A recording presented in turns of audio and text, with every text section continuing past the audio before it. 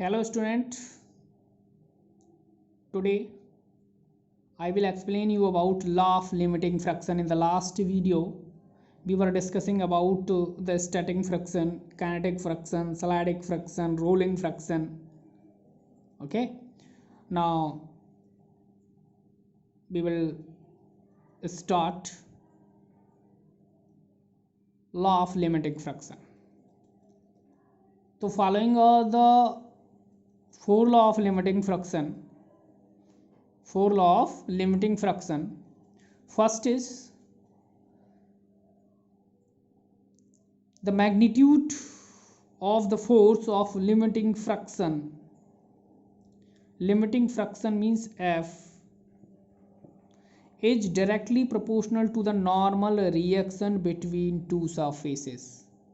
ठीक है, जैसे हमारे पास कोई एक बॉडी या ऑब्जेक्ट था, ये सपोज दैट एक टेबल पर रखा हुआ है, तो इसका वेट कहाँ वर्क कर रहा था, mg डाउनवर्ड, रिएक्शन फोर्स कहाँ लग रहा था, above, applied force suppose that हमने इधर लगाया, क्या लगाया, अप्लाइड फोर्स, तो फोर्स ऑफ फ्रिक्शन कहाँ लगता था, अपोजिट डायरेक्शन में.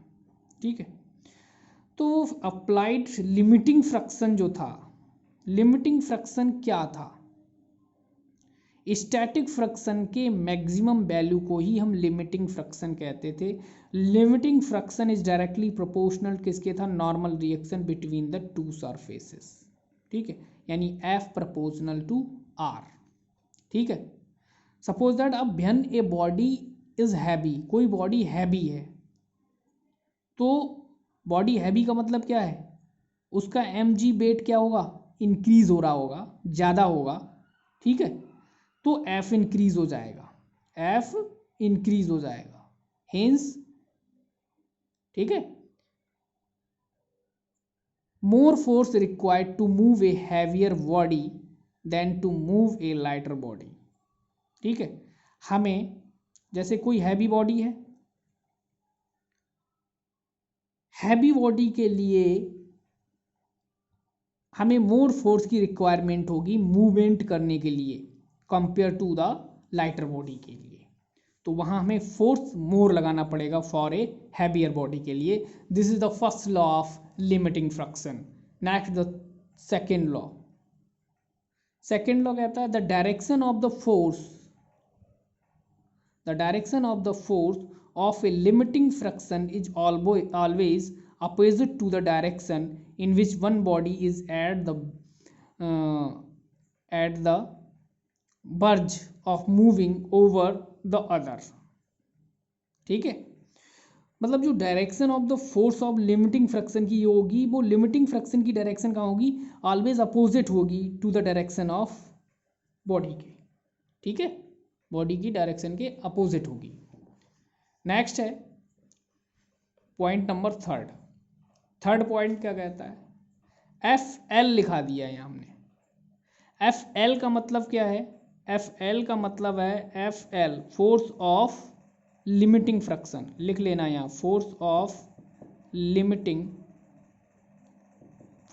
Limiting friction. तो the force of limiting friction is independent of apparent area of contact. ठीक है, जो लिमिटिंग फ्रिक्शन किस पर इंडिपेंडेंट रहता है, वो रहता है एपरेंट एरिया ऑफ कांटेक्ट पर. So as long as normal reaction between the two bodies in contact remains we the same. ठीक है, ये इंडिपेंडेंट रहेगा एपरेंट एरिया ऑफ कांटेक्ट पर. लास्ट पॉइंट है the force of limiting friction is depends on the nature of the material of the surface in contact.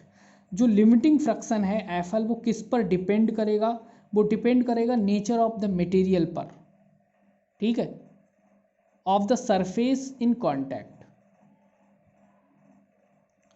Surface of contact. वो जो surface इसकी contact में होती है, सपोज दैट, फिर से बताता हूँ, ये बॉडी है हमारे पास, ये यहाँ एक टेबल पर रखी हुई है, तो ये जो friction, force of limiting friction होगा, वो किस पर डिपेंड करेगा, नेचर ऑफ मटेरियल पर डिपेंड करेगा कि सरफेस उसका कैसा है जो कांटेक्ट में है। स्मूथ सरफेस है तो फ्रिक्शन कम होगा, रफ सरफेस है तो फ्रिक्शन मैक्सिमम होगा। तो nature of the material of the surface जो उसके कांटेक्ट में है उस सरफेस पर ये डिपेंड करता है। ठीक है।